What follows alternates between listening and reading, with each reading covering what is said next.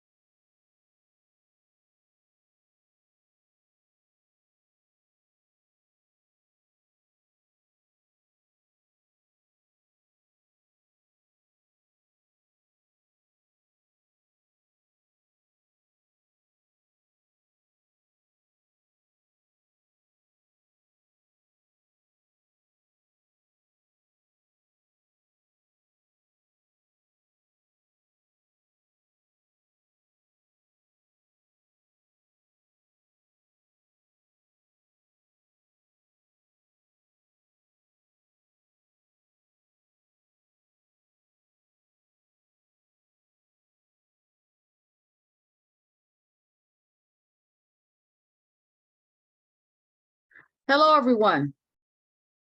We're going to get started in about 2 minutes.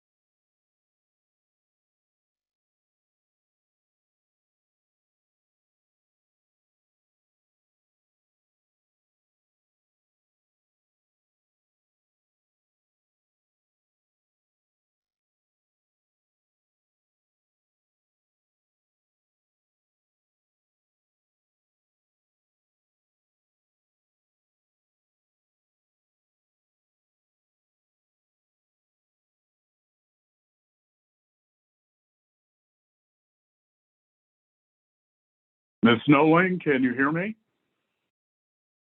Yes, I can hear you. Okay, I apologize. I had to dial in. No worries. We're waiting on Mr. Rayford. He should be jumping on momentarily.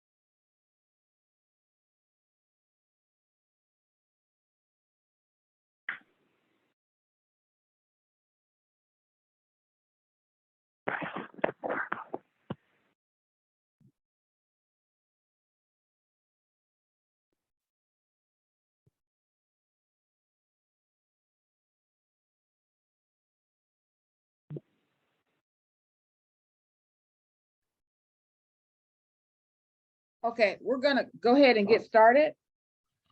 Welcome to the 100 Black Men of Las Vegas, Wells Fargo, hands-on banking class number 2. We have Mr. Wendell Blaylock from Wells Fargo Bank is going to be leading the class today. And very shortly, you're going to have Mr. Daryl Rayford, CFO of the 100 Black Men. He'll be on as well. So I'm going to do a quick roll call to see who is here today. And then Mr. Blaylock will start the class. Give me 1 second. Mr. Blaylock, let me make you the co-host so that you can share your screen. Thank you. And I'll do a quick roll call and you all will be off to the races. Okay, let's see. Amir Wilbert. Amir Wilbert? Here. Okay, great. Ayana Jackson. Here. Angel Flores. Chase Bevins. Christina Agalante. Connell Molester. Corey Stevenson. Devon Hunter. Darius Reed. Devon Green. I'm here. Darius or Devon? Darius, I'm here. Darius is here. Okay, great. Devon Green. Donovan Washington. Elijah Elor. I could be saying it wrong. Emberly Here. Cross. Here, Amberly's here. Okay. Emerald Green. Elijah's here. I'm sorry, who was that before? Elijah. Hello. Elijah. Okay, Elijah, fantastic. Thank you. Elijah and Emberly are here. Emerald Green. Aaron, Aruna, Erinuna, Washington. Sorry about that. Jamar Samuel. Giselle Childs. Jaden Bills. Jaden Allen. Jalen Leah, L-E-A. Jalen Leah. Jaden Yarber. Jamal Barron. Joseph Charlie. Joy Maria. Justice Harris. Caden Leah, L-E-A. Carson Ball. Kalani Allen. Kenya Seltzer. Kyle Jacob. Leah Lopez Jackson. Here. L-E-L-I-A Jackson. Lorenzo Jackson Jr. Luna Lopez Martinez. Marcos Diaz. Marilyn Terrell. Nasir Parker. Nyla Parker. Here. Nyla's here. Nyla Parker? and my brother's here too. Okay, Nyla and Nasir are both here. Fantastic. Octavia Green. Russell Whitmore. Here. Russell's here. Sanai Brimmer. Here. Sanji Bunch. Here. Savannah Newell. Samaya Hood. Sydney Harris. Treasure Payton. Here. Zahir Macklin. Here. And Zion Robinson. Okay, so Mr. Rayford has joined us. Mr. Rayford, would you like to say a couple of words to the student? And then you and Mr. Blaylock can take it away. I'm off screen. Good morning, good morning, good morning. It is my pleasure to be here again this Saturday. I see a lot of you don't want to show your sunshiny faces. I'm showing mine.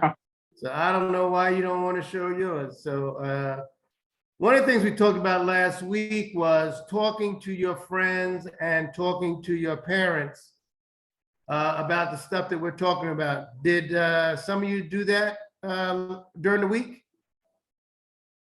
See, because it's important that the information that we give you, you guys have like a sounding board to support what we're saying.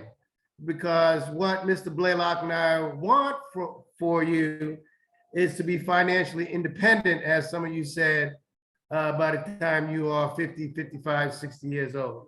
So please, after these sessions during the week, please talk to your friends, talk to your parents, and write down some questions. And then Mr. Blaylock or I or some of the staff will have a chance to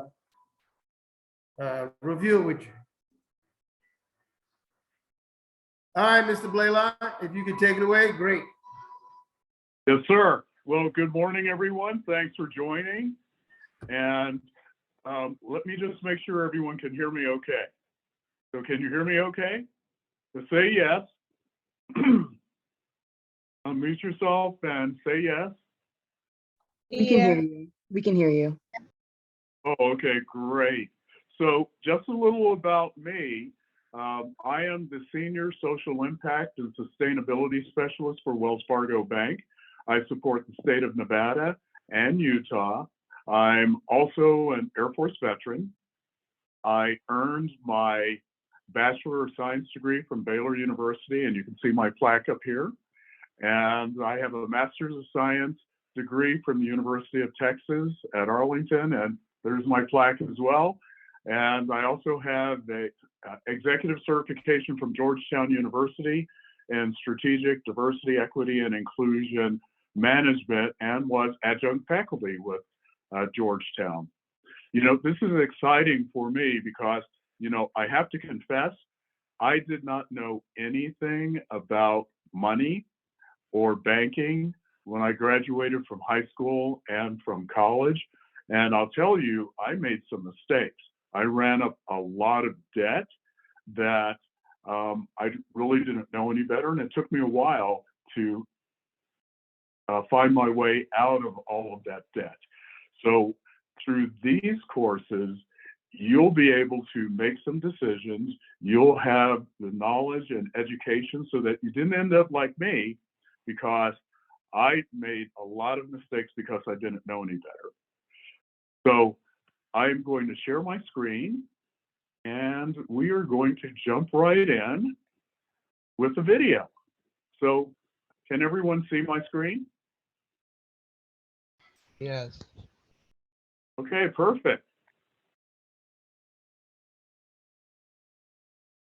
When I was younger, I couldn't wait to finish school and get out on my own. One tiny item I forgot, which, well, welcome to reality, I'd have to earn enough money to pay for everything myself. I learned that whether you want to work full-time or part-time, it definitely pays to know about getting a job, getting paid, and job benefits. This topic, we're going to cover all three. And we have some great information about starting your own business. Okay, great.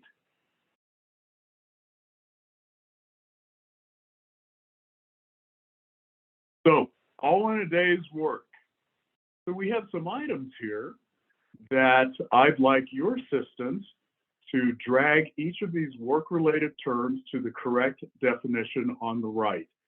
So the first one is earning power, benefits, net income, and then incentive compensation. So now, is earning power the same as take-home pay?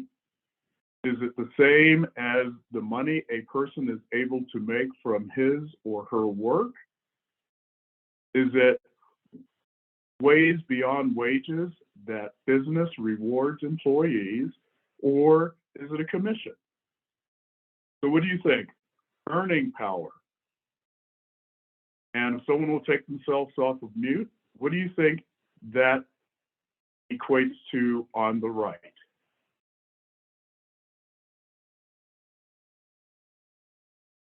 Anybody? Take a guess.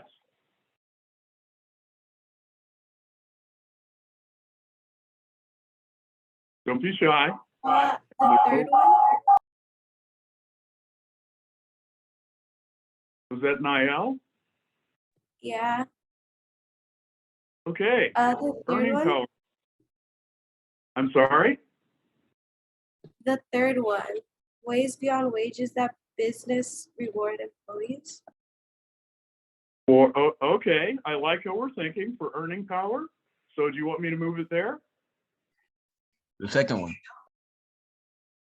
Okay, I heard someone say second. The money a person is able to make from his or her work. And who was that? Amir. Amir. Okay, so I'll move that there. Let's look at benefits. So now, is benefits take-home pay?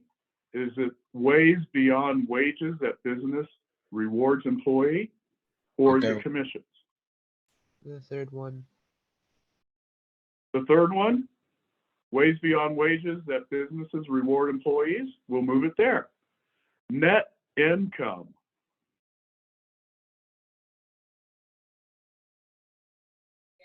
The first What do one. you think? Okay, Amir. And then incentive compensation is under commissions. Is that right? Yeah. Let's see how we did. Excellent. We got all of those correct. Good. So moving on, the level of education you achieve can make a huge difference in how much money you're able to earn, also called your earning power. So here is a screen that shows earnings and unemployment rates by educational attainment. So with a doctoral degree, you'll see that that's very, very high. That's your earning power. This is weekly. So we're looking at almost $2,000 per week. A professional degree, again, $2,000 per week. Master's degree, and this is a lot of money, isn't it? Almost $1,700 per week. Bachelor's degree, associate's degree, and then high school and less than high school. So now I will share with you, not everyone needs to go to college, because there are some occupations that you can do where you can really earn money as well. Can someone give me an occupation that you can do where you don't necessarily need a professional degree or a doctoral degree? You could become an entrepreneur. Okay, you can be an entrepreneur, run your own business. Good, I like that. Who was that? Well, it was me, Zion. Okay, Zion, I like how you're thinking. That was a good answer. I like that. Good. Let's move on. And here's a note here. There are many jobs that don't require specialized education or training behind high school, but some jobs do require it. I'll tell you, at Wells Fargo, you don't necessarily have to have an advanced degree to start working with us, because we provide training for our employees. And eventually, having a degree would be beneficial for you to continue to move up in the company. Let's go to lesson 2, finding employment. So Alicia wants a career. She doesn't want to take just any job. She wants a winning game plan for getting started in a career. So here's some choices Alicia is considering. What do you think is the best choice? The first is, I need to think about what I value and care about, what interests me, and what skills I have. Second, before researching different careers and companies, I'll work on building my skills. Or number 3, I'll send out my resume with cover letters. Then I'll meet with a career counselor to discuss the results. What do you think is the best choice? The first one. Okay, so someone said the first one. Let's check that and let's see. Good. I need to think about what I value and care about, what interests me, and what skills I have. That's correct.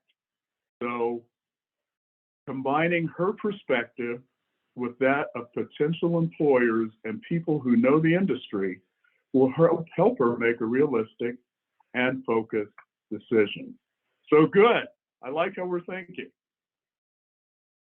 Move on. So now, why was that the best choice? Is it because of combining her own perspective with that of potential employers and people who know the industry will help her make a realistic and focused decision?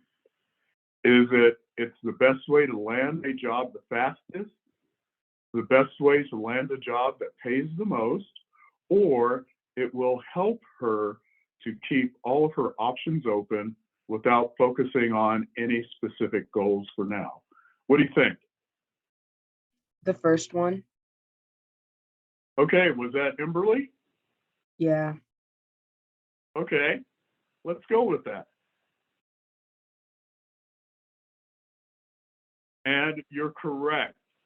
Good. A successful job search is a process of self-discovery. Good. So let's take a look at your job search.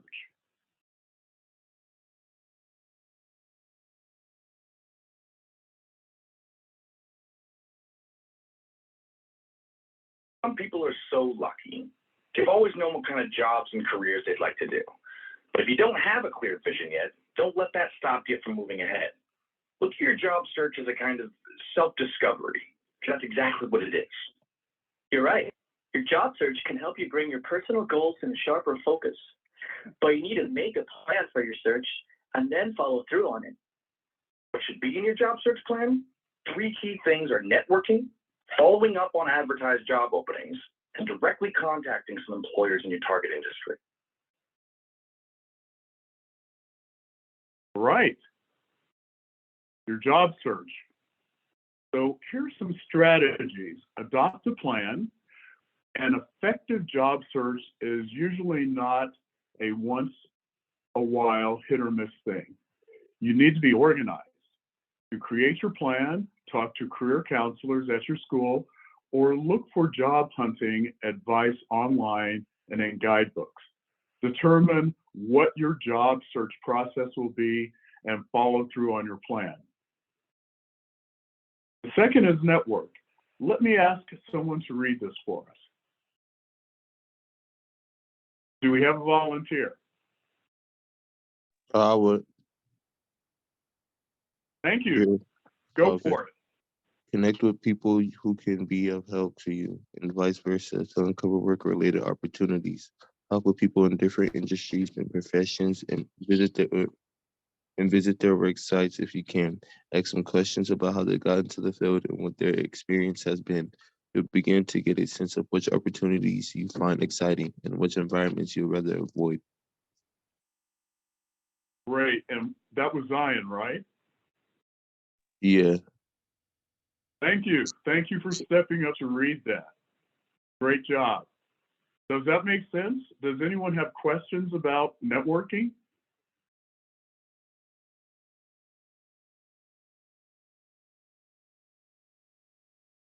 So I'll tell you that I network all the time. I meet with people in different industries, different businesses, different organizations, even with our customers to find out more about what they do, how they do it, why they do it, and what makes it exciting for them. So great. Pursue advertised jobs. Could I have a volunteer?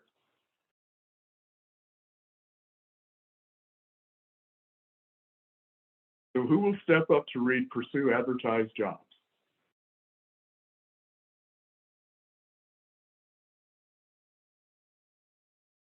Now, Zion is not the only brave person in this group.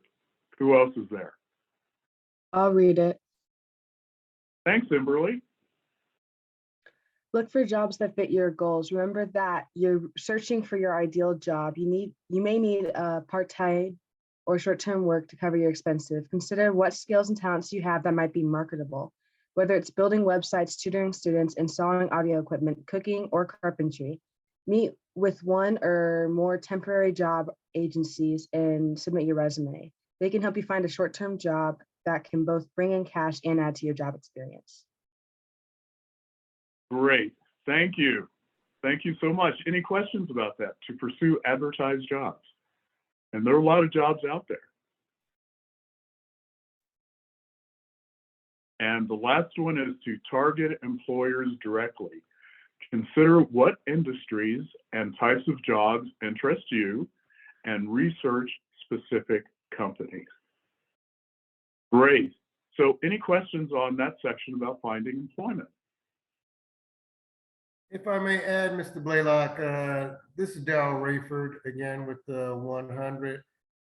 Students, one of the things that Mr. Blaylock and I are trying to do is make you aware of job search and looking for jobs. But one of the things that I want you guys to understand that you're always competing. And if you're quiet, you might not be recognized. And the individuals that spoke up, they will be recognized. You're always competing. So I'm not saying be rude, but be outspoken, give your point. Even if it's wrong, if you have an audience that chastises you for being wrong, that's their loss. We learn from mistakes. We learn from mistakes. And sometimes when we say something wrong, somebody will help us out so we won't make that mistake again. So as we move forward, participate. Use this as a laboratory to practice your skills, practice your reading skills, practice your speaking skills. And that's what this forum is all about. Thanks, Mr. Blaylock. So, thank you, Mr. Rayford. And I will share with you that working for a financial institution, when you apply for a job, there are probably 4 or 5 other people that are applying for that job just like you are. And what you want to do is to stand out above those other 4 or 5 people, because you want that employer to select you, because not only do you have the skills, not only do you have the talent, but you're assertive and you have your goals. So you want to do things so that you stand out. And this is a good avenue for you to practice your communication skills, because you could be the smartest person in your class or the smartest person in this group, and no one will know if you don't exercise your communication skills. So I just want to piggyback on what Mr. Rayford said. It's very, very important that employers understand that you are the best qualified person and you are assertive enough to let them know that you are the best qualified person and why. So let's talk about how to ace a job interview. So could I have a volunteer to read this?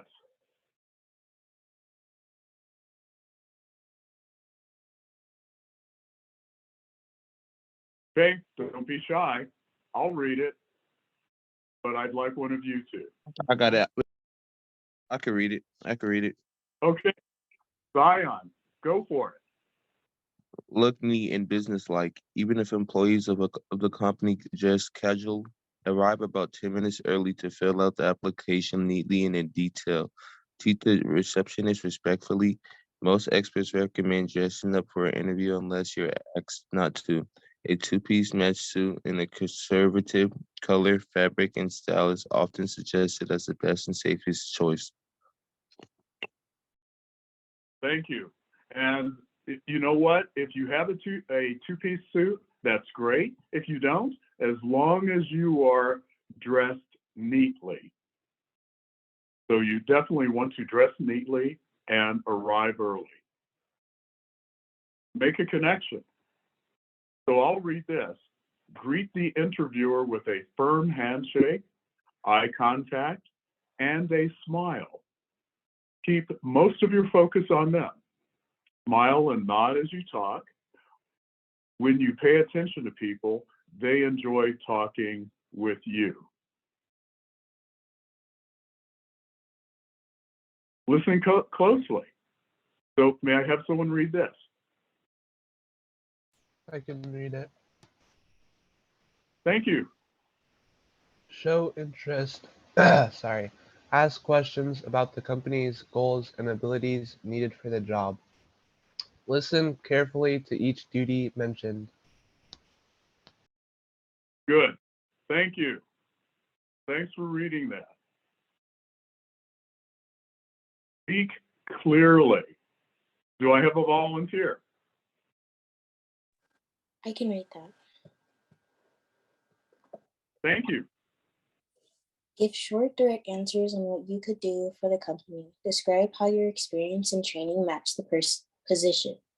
Give examples. Discuss salary only after the employer mentions a figure. Great. And you know, this is very important.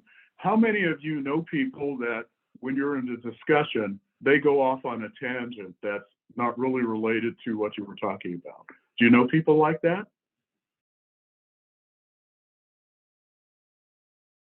I bet some of you do, that they'll just go off on a tangent that's not related to what your initial discussion was. So you don't want to do that when you're in a job interview. You want to be very specific on what you can do for the company and give a very short answer. Great. Thank you for reading that. And then how do we end the interview? May I have a volunteer?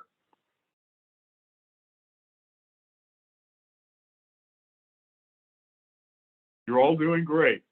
So could I have a volunteer for how we finish up? I'll read it. Thanks, Darius. All right. It says, end the interview by thanking them. Write a follow-up thank you letter in the note. Reconfirm your interest and why you'd be an asset to the company. Note, most experts recommend dressing up for an interview unless you're asked not to.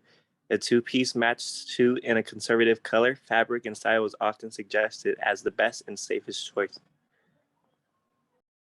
So thank you for that. And again, if you don't have a two-piece suit, then you just dress so that you are neat. How many of you have interviewed for a job? Would someone like to share their job interview?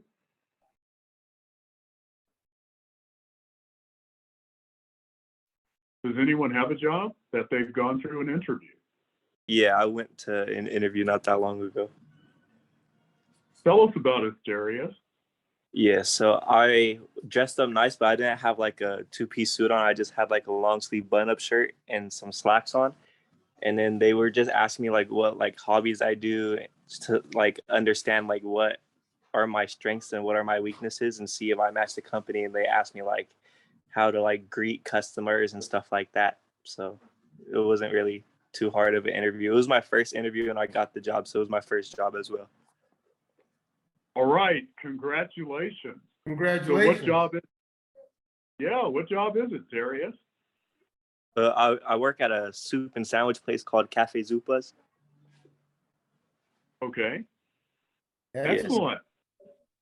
Yeah, Excellent. congratulations. Mr. Blaylock, may I interject? Yes, sir. You may not know this, but I teach at the college here in Las Vegas, College of Southern Nevada. And one of the things that I talk to the students about on the first day is the word prejudice. And I ask the students, what do they know and what is their understanding of prejudice? And most people will say to me, well, this is where Black people don't like white people. This is where people are ignorant of somebody else and not familiar with the other person. And I have to agree to that. But prejudice is a worldwide problem.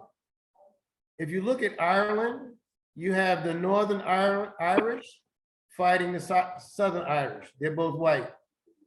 In Africa, you have one tribe fighting another tribe. They're both Black. In America, you have the fat person not liking the skinny person. You got the blondes not liking the brunettes, and so forth and so on. So what Mr. Blaylock and I are saying is minimize, have a checklist of what people cannot be prejudiced against you for. How are you dressed? Somebody might be prejudiced on how you dress. Come in with a pair of slacks, like the gentleman said, button up shirt, you know, try your best. Get an education. You look qualified for the job, but I might hold you back because you don't have your high school diploma. So these are things that you have control of. You can't control the color of your skin. You can't control the color of your hair or your eyes, but there are things that you can control to minimize prejudice. Thanks, Mr. Blaylock. Thank you. And well, Darius, was that you that shared about your job? Yeah. Okay. All right. I like that. I like that. And thanks for sharing with the rest of the group. Congratulations.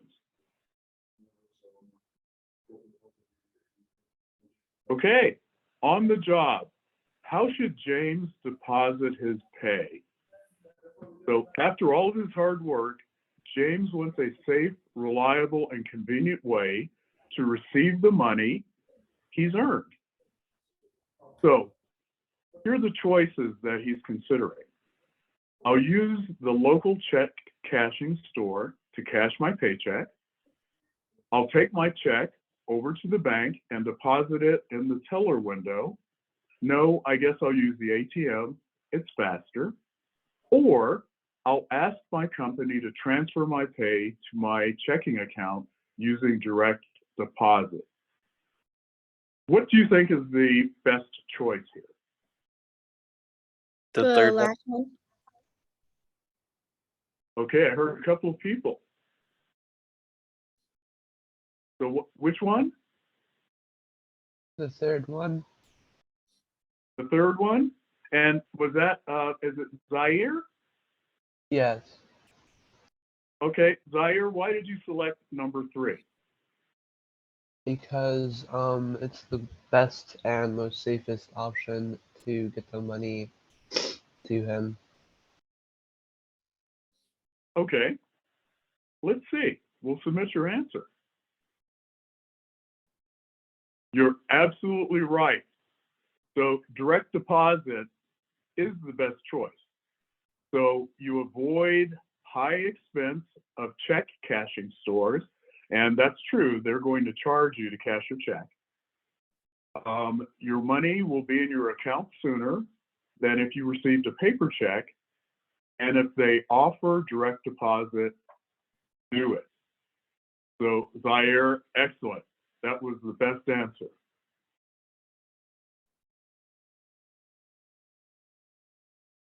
So why is this the best choice?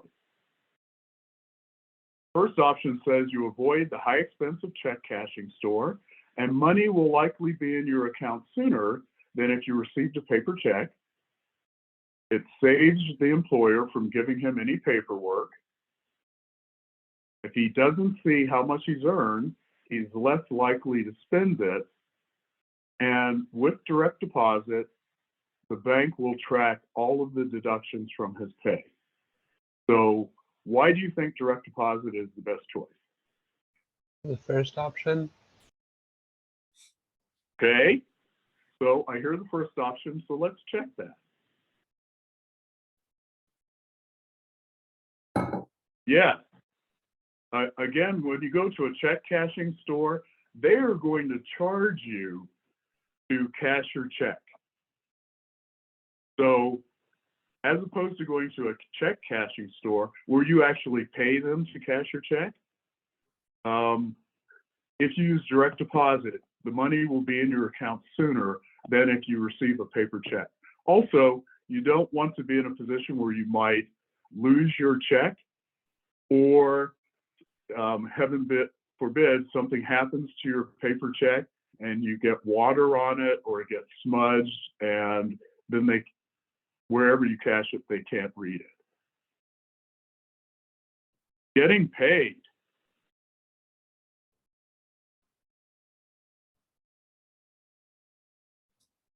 Let's talk about one great part of any job, getting paid. That's definitely one of my favorite topics. And if you want to be smart about money, it pays to understand the basics.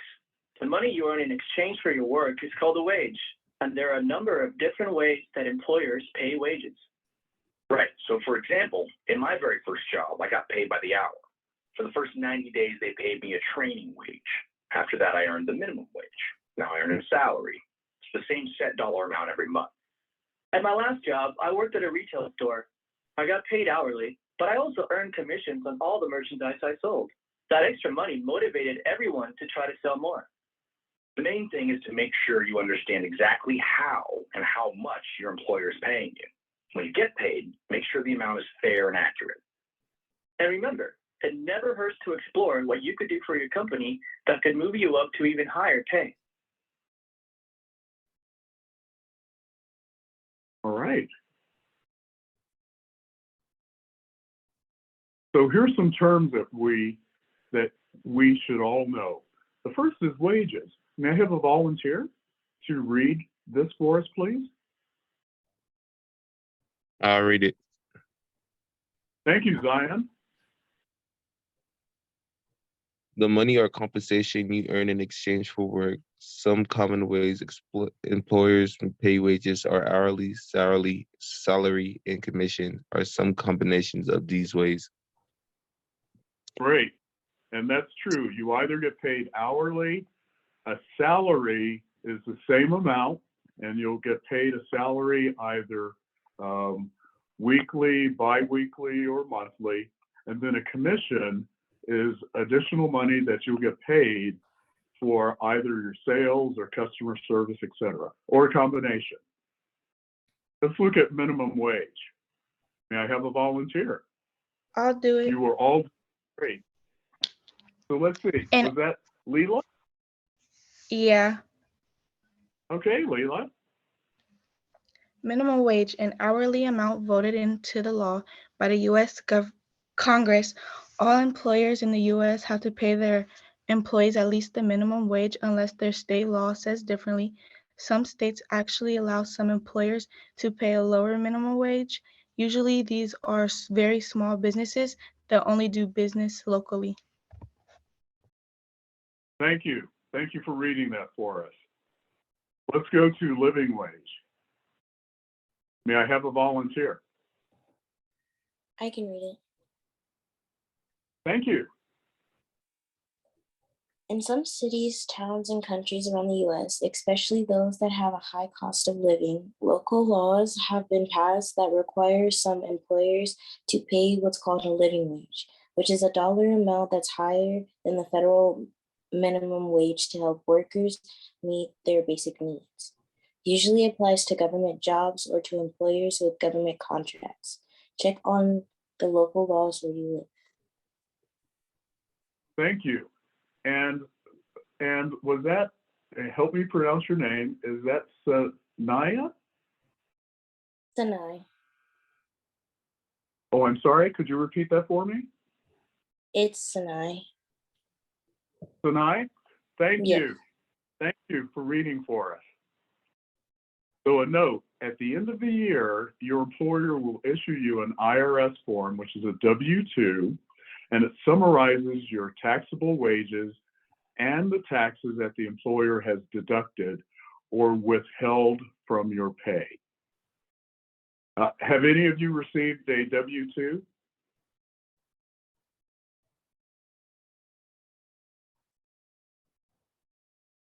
Not yet? So going forward, you will, because this is a summary of all the wages that you earned for that year. So let's take a look at how to read your paycheck.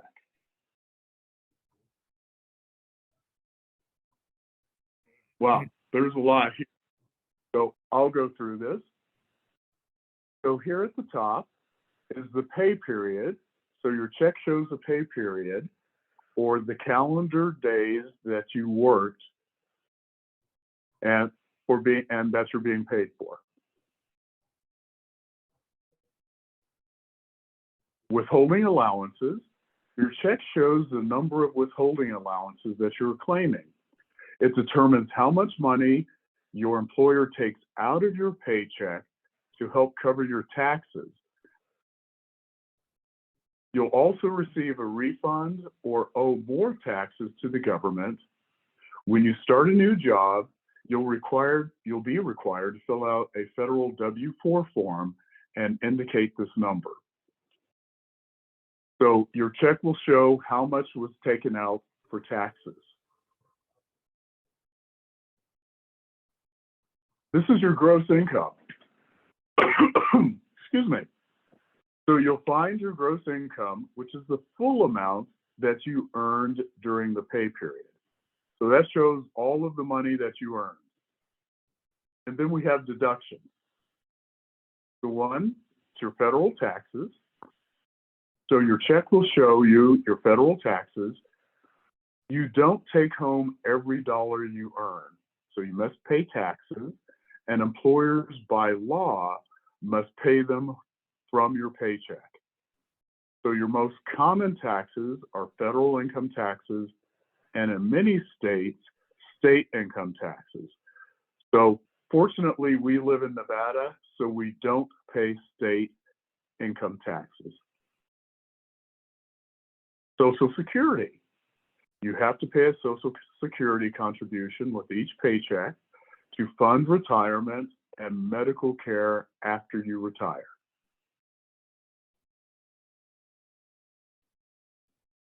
Workers' comp or disability. Your workers' comp or disability taxes fund programs that provide support if you're injured on the job or you are unable to work. Unemployment. So there are contributions to unemployment insurance, and they provide support if you lose your job through a layoff or no fault of your own. Benefits. If you're a full-time employee receiving health insurance benefits, you usually have to pay part of the cost yourself, and it's often deducted from your pay. And I'll tell you that at some companies, you don't have to be full-time. If you are a part-time employee, some companies may provide benefits for you as well. And these are other deductions. So this may include union dues or contributions for savings and retirement plans if you choose to participate in them.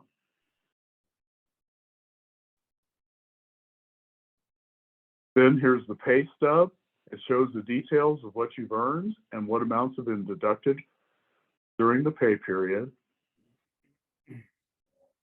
And this is your net income or your take-home pay. And that's the amount that you take home after you've paid your taxes, insurance, or other costs that have been subtracted from your gross income. So when you plan your spending, be sure to use a smaller net income figure because that's the actual amount of money that you have to work with. So any questions? Has anyone received a paycheck? I know somebody has a job. Yeah, I received a paycheck. And Darius, did it look like this? Yeah, it did. And well, I only received one until I got direct deposit. So I only received one. But yeah, it looked like that. Okay, great. And congratulations on doing direct deposit. That was a wise decision. So good for you. Hey, Darius? Yeah. Darius? Yeah. Does your job give you the opportunity to go online and see the breakdown of your pay? Yeah. I have the app on my phone, so I could just Okay, go. okay. I wanted the other students to know that that is an option. Okay, very good. All right. Great, Darius. And thank you for stepping up to share. Yeah. All right. Filing taxes. So there are a couple of ways that you can do this. You can hire a professional, and there are some advantages and disadvantages to hiring a professional. May I have a volunteer to read through the advantages of hiring a professional?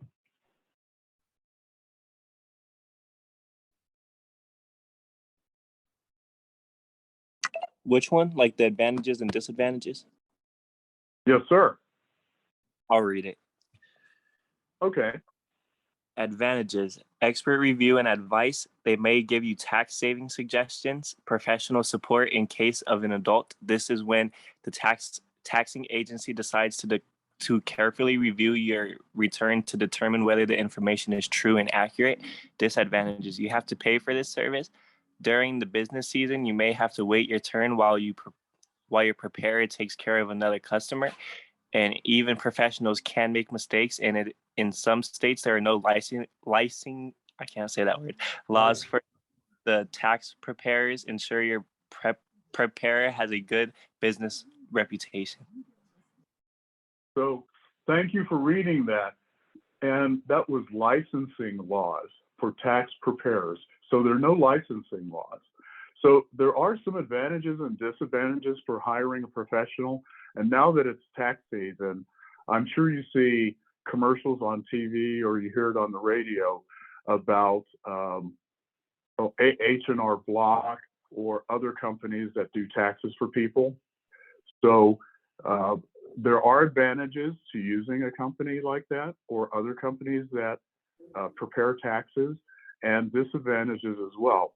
I will tell you that I have a professional that I use for my taxes, and I've had her. She's a certified CPA, and she does my taxes for me because I'm at a point in life now where I want to make sure that I'm getting the best suggestions for my taxes, and she knows things that I can deduct that I don't know.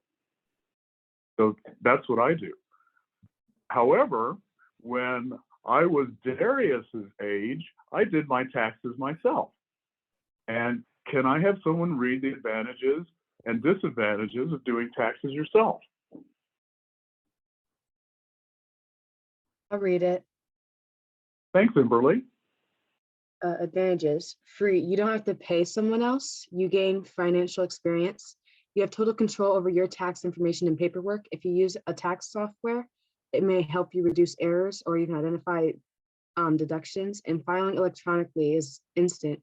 Check to see if you're eligible for free software from the IRS. The disadvantages are you could make potentially costly mistakes. You may not be aware of all the reductions in tax to which you're entitled.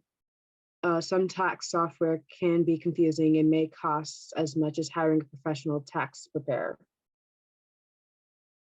So thank you for reading that. And I again will use myself as an example. When I first started earning money, I did my taxes myself because it was relatively easy. As I gained more experience, as I started making more money, it was prudent for me to actually hire someone to do it because number one, I was confused. Number two is I did make a mistake one time, and the IRS came back to me because I made a mistake. And not only do you have to pay your taxes, but then you have to pay a penalty and you have to pay interest on that mistake. So not only did it cost me, not only did I have to pay my taxes, I had to pay more because I made a mistake. So at that point, I hired a professional. Mr. So, Blaylock, can I interject? Yes, sir.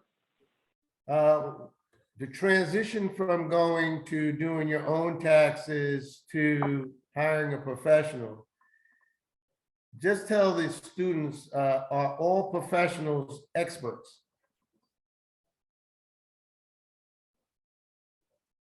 Yeah, and I'm sorry, could you repeat that? Are all, well, maybe I'll change the question. Do professionals make mistakes? Yes, professionals do make mistakes. So what I want to tell the students, you're responsible for your taxes, no matter who does it. Just so you understand that. You are responsible for your taxes, no matter who does it. The difference is the tax professional has done it more times than you have. And as Mr. Blaylock has indicated, that tax professional may be able to give you advice as far as additional savings that you may be able to incur versus yourself. I'll use myself as an example. I have a couple of properties and I do my own taxes. And in the simplest form, taxes are basically income, revenue, minus expenses, leaving you a taxable amount that you got to pay or not pay the federal government. So I followed that rule, but with respect to the houses, because of my income, my houses was considered, and you guys don't have to memorize this. Again, I wanted you guys to talk to your parents and your fellow students. My houses were considered passive income. So they were non-deductible for me and my wife. And I did this for about 3 years. Again, I only did my taxes. Because I teach at the college, one of my colleagues was the IRS, Internal Revenue Service, chief auditor for the West Coast. And I was sitting there helping him with something in school, and I was talking to him about this passive income. And he said to me, what's the difference between your 3 houses and MGM? Well, as you could well imagine, I was not in the mood for a pop quiz. So I said, I don't know. So he says, cleaning service. Do you provide cleaning service for your houses? And I said, all the time. He says, do you have a logbook? I said, no. And over the past 3 years, I've been taking them off of my taxes. Thank you, Mr. Blaylock. So thank you. Thank you. So, and again, as I move forward with my career, my taxes got more complicated. And there was one year that I did make a mistake, and that did cost me additional money. So that's why I have someone now who takes care of my taxes for me. And fortunately, she has not made any mistakes. That's good. Because I'm going to pay more in taxes. That's right. Now, is everybody familiar with the actor Wesley Snipes? Everybody familiar with that actor? No? Well, that was his argument. He had a tax professional, and his argument was, I didn't know, and he had to go to jail for tax fraud because he's ultimately responsible. And for those that may not be familiar with Wesley Snipes, have you ever seen the Blade movies? Wesley Snipes played. No. Yeah, I'm sorry, Zion, what was that? I have. Oh, okay. So Wait, that is was he he's the main character? Yeah, he was the main character. Oh yeah, okay, for sure. I know.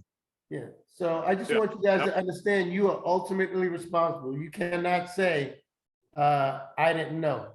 So reason why Mr. Blaylock and I bring this up to you, review your taxes, ask questions. Ask questions. And if the answer doesn't sit well with you, go another avenue to research it. That's all I'm saying. Right. And ask your parents what they do. Correct. See what they do. And some of your friends.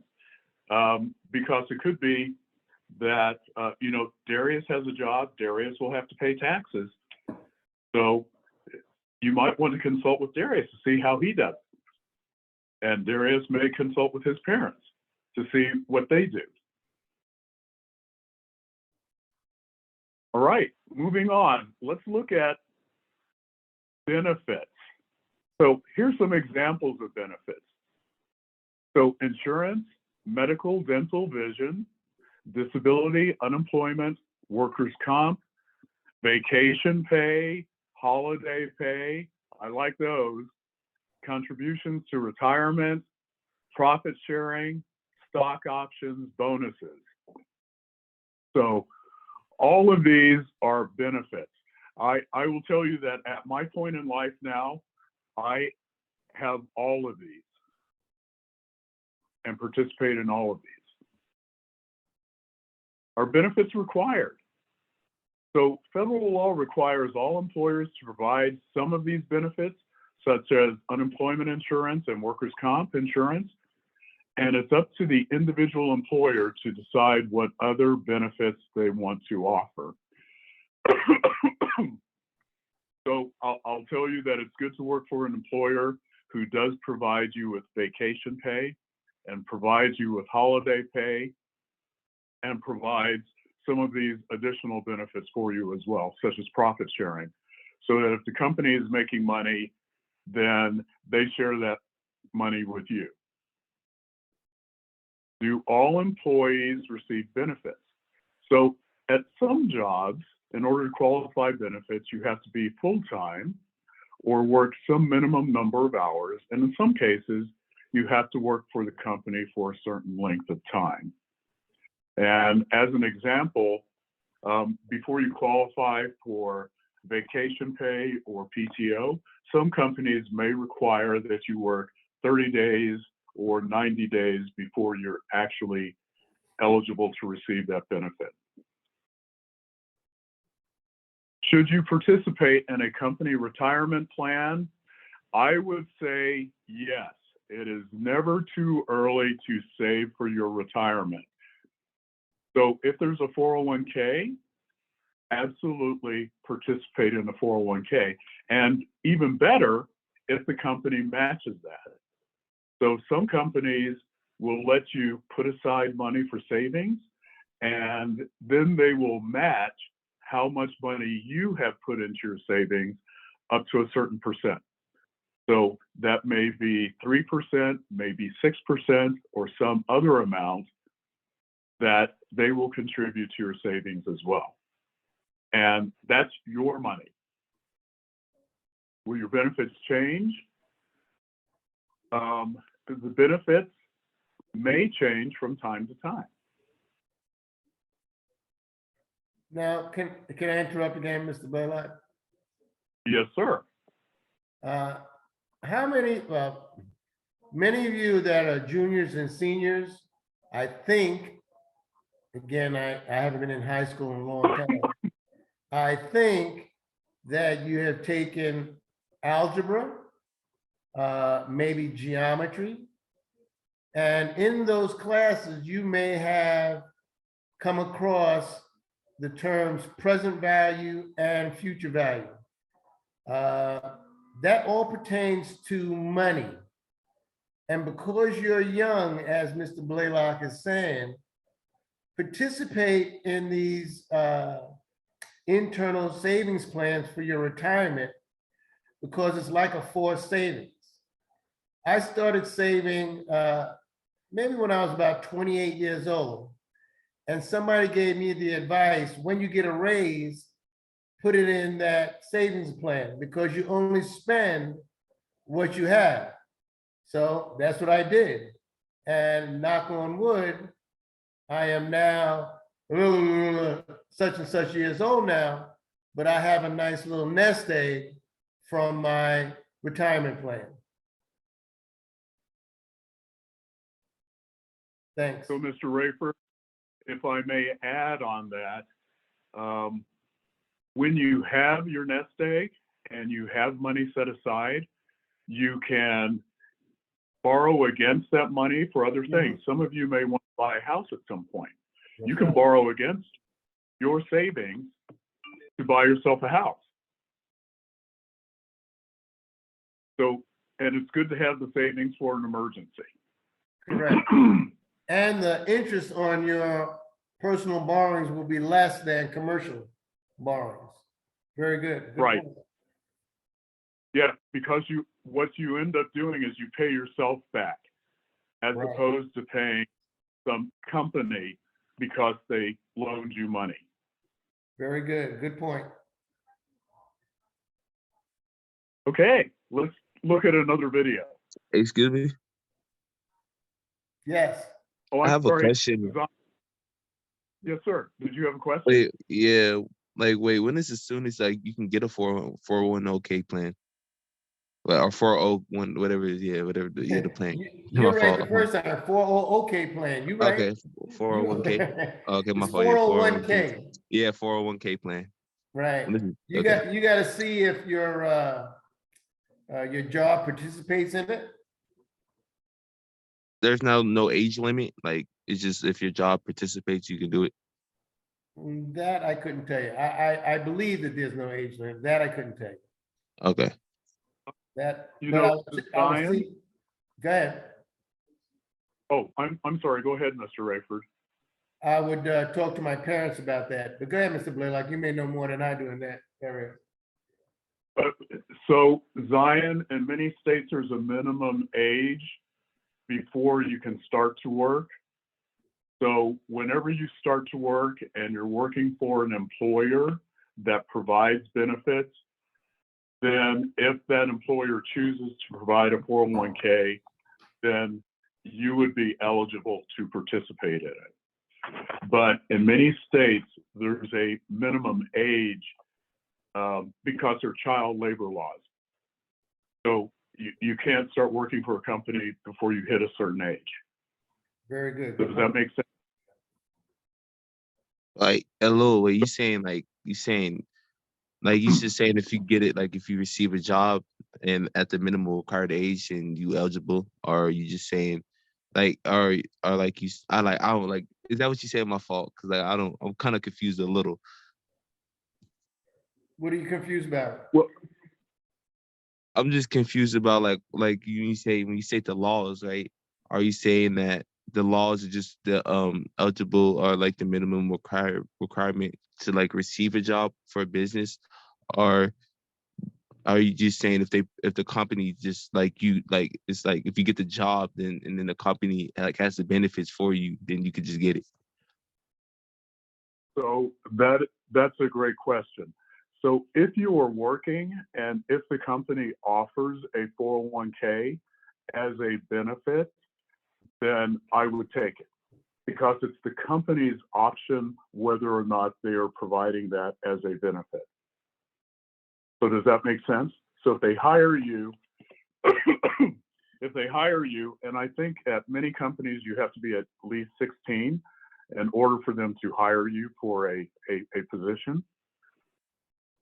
And if they offer a 401k as a benefit, my suggestion would be to take it. And you could contribute as little as 1% of your pay into a 401k to start saving, as long as you start somewhere. Okay. Does Okay. that Thank help? you. Yeah. Thank you. Oh, okay. I hope that helps. Great. That was a really good question. Excellent question. So thank you. Yeah. Thank you for that. let's take a look at entrepreneurship. There are millions of successful small businesses in our country, but there's always room for one more. We'll help you consider whether starting a small business is right for you. Starting and managing your own business can definitely ask a lot more of your time, energy, and talent than most jobs ever do. It may require a major investment of your own money, and it might be risky, but it also could prove to be a lot more rewarding. Running your own business can give you the satisfaction of using your talents and doing work that you enjoy. If you're a good money manager, it can be financially rewarding too.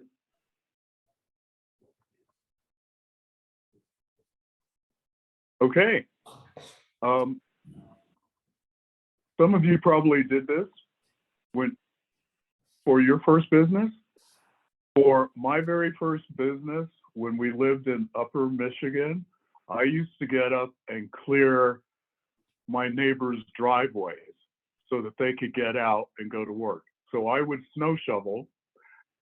And then after I earned some money, I bought not a snowplow, but it was a snow thrower.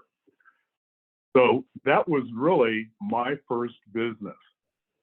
And so you could say that I was an entrepreneur. So have some of you maybe mowed lawns for your neighbors or friends and gotten paid? Or maybe you babysit and gotten paid? Or maybe you've done something else for people and gotten paid? Have any of you done that? Yeah, I have. What did you do, Zion? I was watching babysitting. Okay, you were an entrepreneur.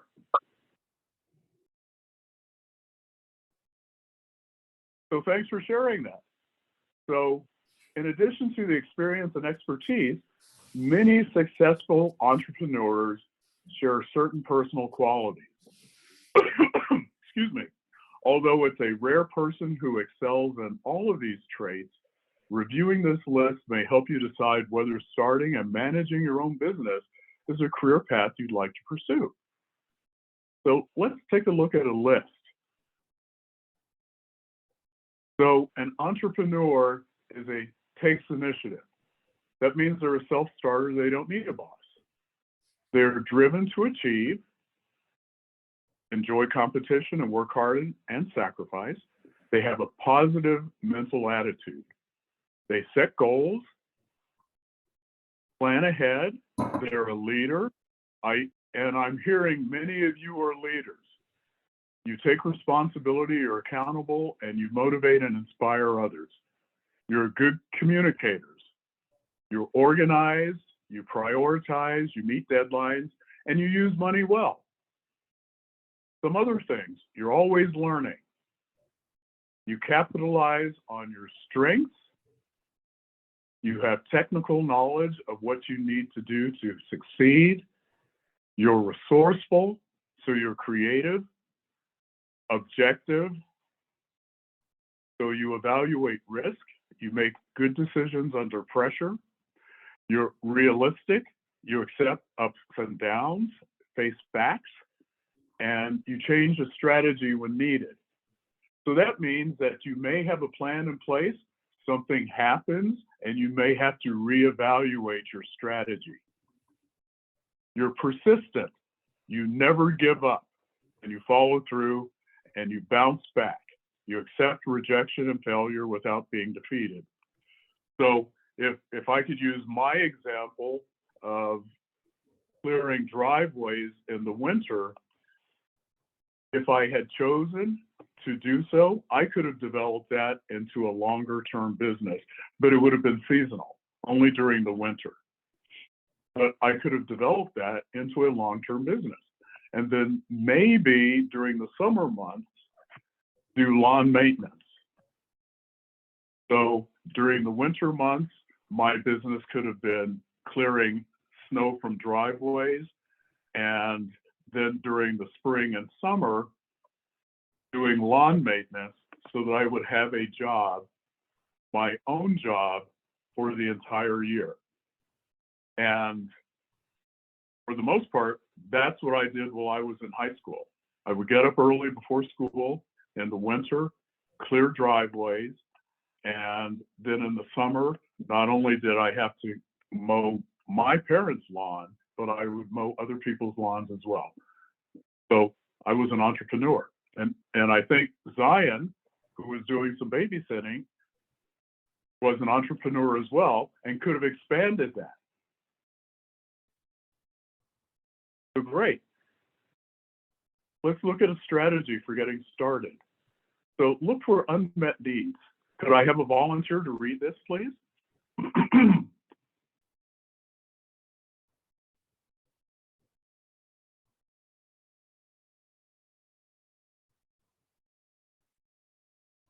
Oh, everyone got shy all of a sudden? I'll read it. You can read it, Buzz. You can read it. All right. Many great I business. thought the dude was about to read it. My fault. I thought the dude was about to. Oh, I thought you was gonna read it. My fault. Well, you can read it if you want to. All right. Many great sure. business ideas grow out of the problems and frustrations that individuals have. Look for unmet needs and better solutions. Can you do something better than your formal and current employer? Good. So let's talk. Let me give you an example about that. You know, Apple, they created that out of their garage. That was an unmet need. They were able to create something smaller and faster than the huge computers that many companies and the government had. So that was an unmet need. Consider your skills. May I have a volunteer? I'll read it. Determine your own strengths and where you have gaps to fill. Join trade associations and get experience in your target industry. Find out what it takes to be successful. Good. I like that because there are other people that may have a similar business, and being in the same association with them will give you additional ideas on how to make your business even more successful. Get real about money. Let's see, I'll read this one. Many new businesses fail because of inadequate startup funding. Have enough cash for at least 3 to 6 months, better yet, the next 3 years if you can, and minimize your business expenses. So with babysitting, you don't really need to have all of that cash for 3 to 6 months. But as you expand your babysitting business, then you would like to have additional cash for a couple of months as you expand your business and minimize your expenses. So when I was clearing driveways and when I was cutting grass, what do you think my expense was?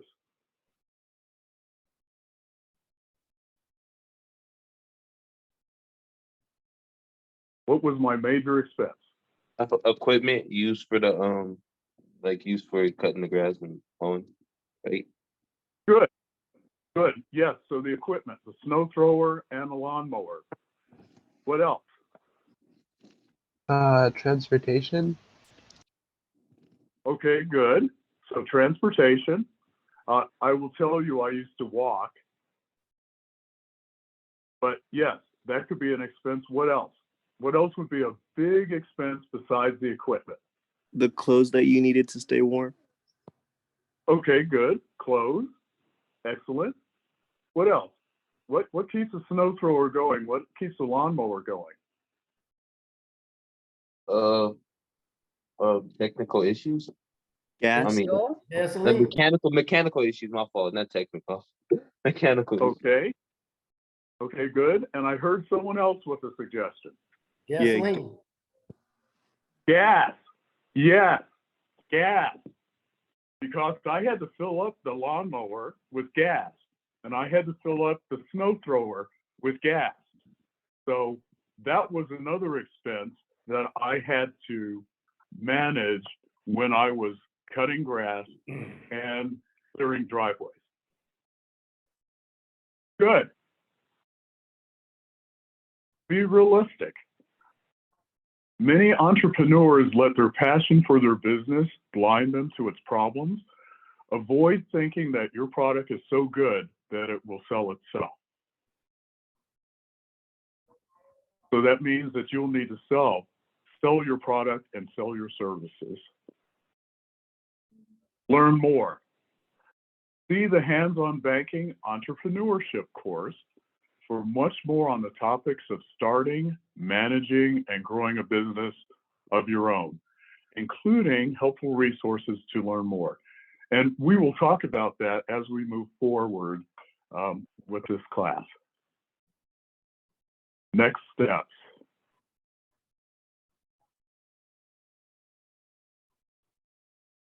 Let's see, here we go.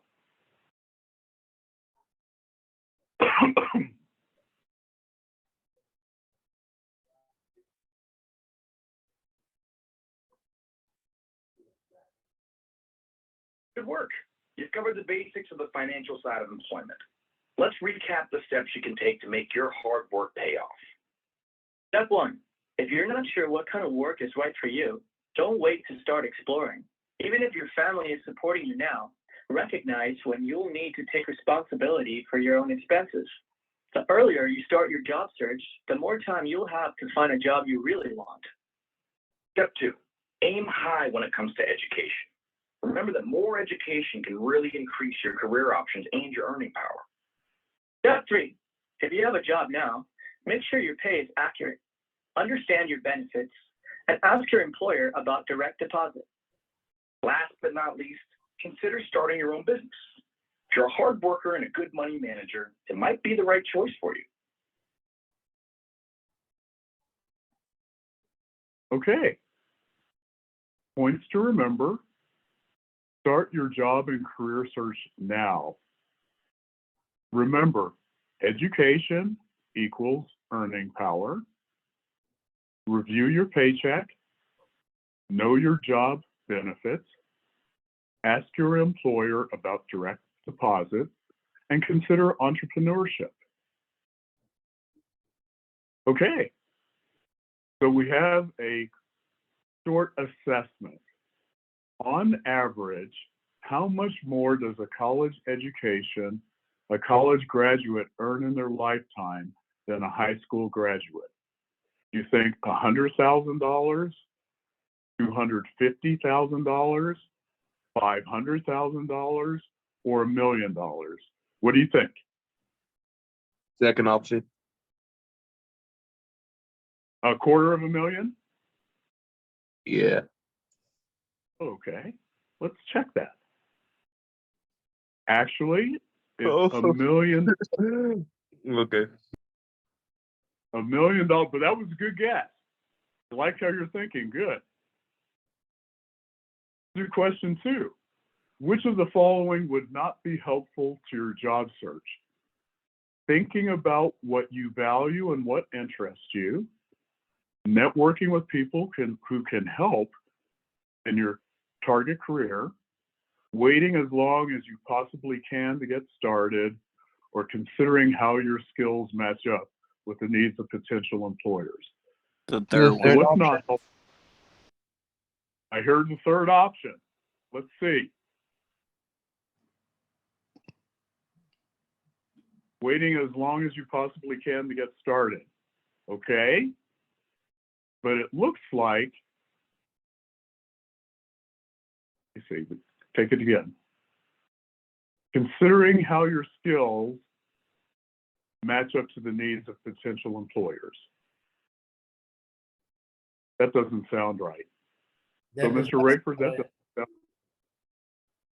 I think the class was right, number 3. Yeah, I think the class is right. Yeah, I think the class is right. So class, you did better than the assessment here. Yeah, I think that's a typo. Yep, that looks like a typo. Let's look at number 3. Is your employer required to withhold money from every paycheck you receive to pay federal taxes? Which answer do you think is correct? Yes. Darius says yes. Darius is right. Good. Question 4. According to the U.S. Small Business Administration, 95% of all small business failures are caused by, is it too much competition, setting prices too high or too low, the alignment of the stars and planets, or the business owner's lack of experience and expertise? The The last fourth option. Okay. Zaire says, did you say number 4? Yeah. You're right. Good. Excellent. So, what questions do you have for me, for Mr. Rayford, or for Ms. Nolan? You folks did great. They did Question. fantastic.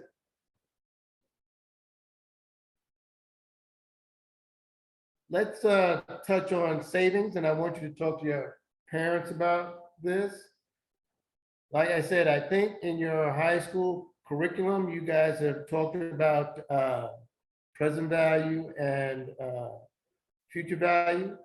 And per this class session, you see the difference between a college grad potential earnings and a high school grad potential, $1 million over a lifetime. $1 million is a lot when you retire. So I want you guys to discuss that and start saving early. I became familiar with saving, and when my son became about, I don't know, 19 or 20 years old, I started a savings plan for him. Now he's 34. I turned the savings plan over to him, and I started a savings plan for my grandchildren. And I told my son, when you get older, no, not when you get older, when you make more money, you've got to incrementally take these savings and save for your children, which he's agreed to. And I've got 4 grandchildren. So again, it's very important that we save early. It's never too late.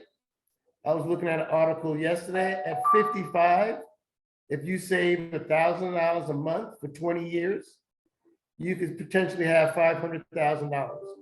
So, but saving $1,000 is different than saving $100. So I want you guys to talk to your parents about that and come back to us next class session if you have any questions and understand the power of money. Thank you. So, thank you, Mr. Rayford.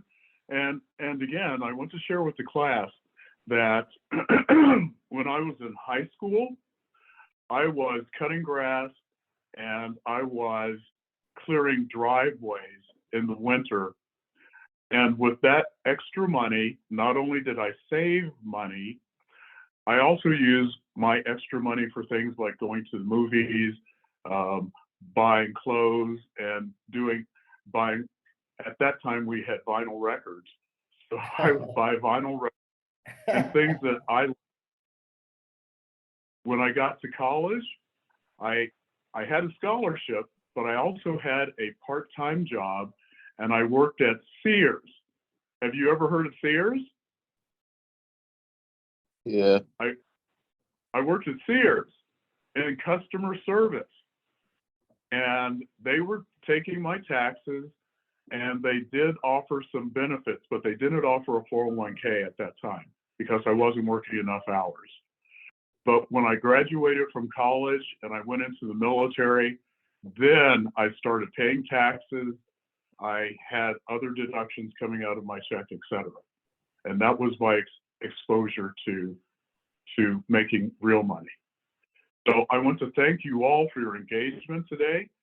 You had a lot of really good questions. Thank you for reading. So I didn't have to do all of the reading. And I appreciate everything that you contributed. Let me turn it over to Ms. Nolan. Hey, Rhonda. Oh, you're on mute. You're on mute, but Russell Whitmore, do you have anything to say? He's a student. Oh, really? Oh, that's Yes. Russell Whitmore's son? Okay, cool. Yes, it is. Well, Okay, thank you, cool. class, for joining us today. for the Youth Economic Empowerment Club, Wells Fargo, Hands-on Banking, High School Edition. You all did a great job today, and we look forward to seeing you next week. Have a great weekend. Russell Whitmore, Thanks, talking to your daddy. everybody. Bye. Good night, everybody. Bye. Bye-bye. Thank you, Mr. Blaylock. Bye-bye. Thank you. Thank you, Mr. Blaylock. Thank you, Mr. Rayford. Thank you.